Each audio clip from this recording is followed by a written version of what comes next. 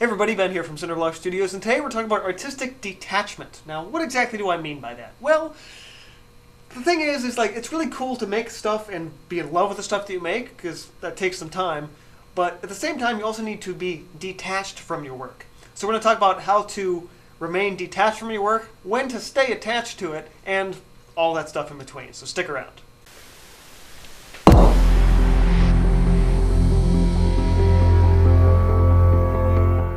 So let's start things off with a little bit of why over-attachment is so bad. When you're overly attached to your work, you treat everything you make, from a sketch to a doodle to even a nice completed finished piece, as this precious piece of art that could never be destroyed ever.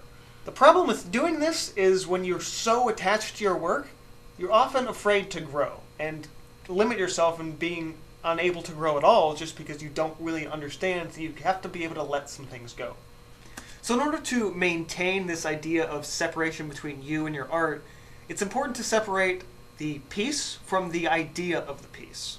While the piece itself is something that could very easily be destroyed, we certainly hope it isn't, but it can happen. The idea is something that actually will last. The idea is in your head. You can destroy the piece over and over and over again, but the idea is still there. So hold on to your ideas, but don't be so afraid to get rid of a piece. This isn't to say, however, that all attachment is bad. It's good to be attached to your work, because if you're just willing to just throw everything away, then you're never really going to create anything that's really worth holding on to. Whether you're ditching old pieces, ditching pieces that didn't work, or just tossing old sketches that you don't care about anymore, that's fine. But it's important to have pieces that are personal, things that are just for you, things that you do want to hold on to. The idea, though, is not to let the pieces you hold on to keep you from challenging yourself. And this can be something that's really very dangerous. When you cling to ideas too much, when you cling to the work you've made too much, like, this piece was perfect, I can't do any better than this, then you're going to cause yourself some problems. You have to be able to set a piece aside, turn it facing a wall, not look at it for a while and say, let's see how we can do better. Let's challenge ourselves to do better than that. I love this piece, it's great, but I think I can do better, so let's try it. Now let's talk a bit now about really kind of getting detached from your work and what exactly that means. Now, all work that you create, whether that be traditional or digital, is going to fade in the tests of time. Now, obviously traditional works are probably going to fade a little faster, but digital files get corrupted too, so eventually the piece that you made won't exist anymore. And you kind of have to know that going in as an artist. What's important to do, though, is to really embrace this level of impermanence and learn to let things go. Because it's very easily to be like, okay, everything I make has to be perfectly preserved.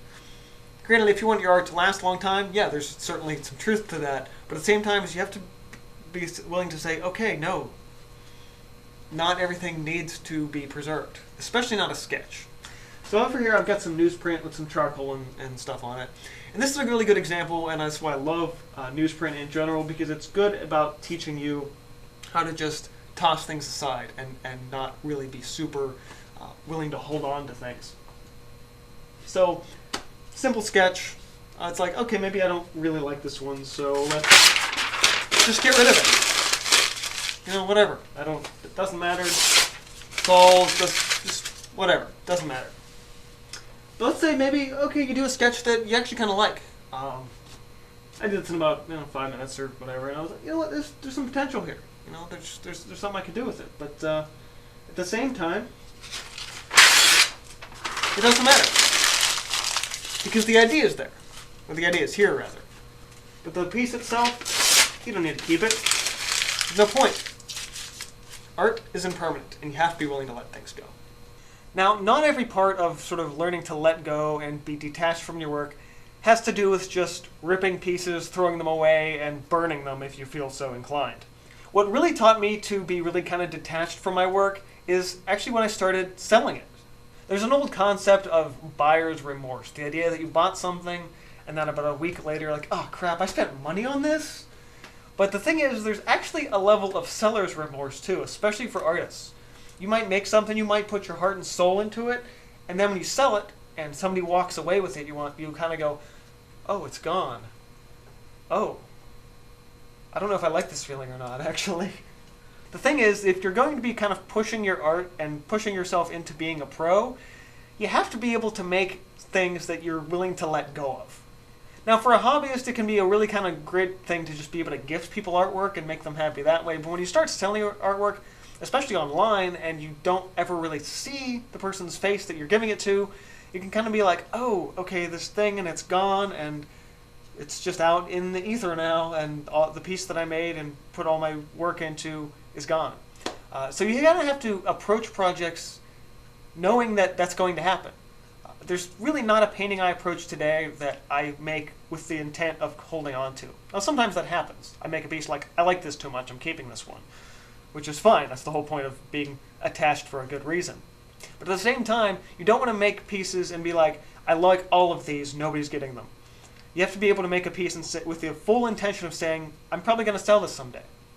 I would say my biggest one exception, though, are my sketchbooks. I am not selling my sketchbooks. Those are where the ideas are. But the bottom line for selling your artwork and learning to let it go is that your art, in a lot of ways, should make you happy. If it's not, you're probably doing something wrong. But you make your art to make yourself happy. So do yourself a favor and do somebody else a favor by selling it to them or giving it to them to make them happy too. So the two extremes of total attachment or total detachment, where you're afraid to let anything go, not necessarily a good in either direction. It's important as an artist to find a balance between the impermanence of your work as well as the pursuit of making something great. So if you learned anything in this video, hit that like button, consider supporting on Patreon, get subscribed if you're not already, and this has been Cinderblock Studios, and I'll see you guys next time. Now that was a good ending. Turned out awesome. Really, really good. And there's enough light. There's almost never enough light. It's crazy.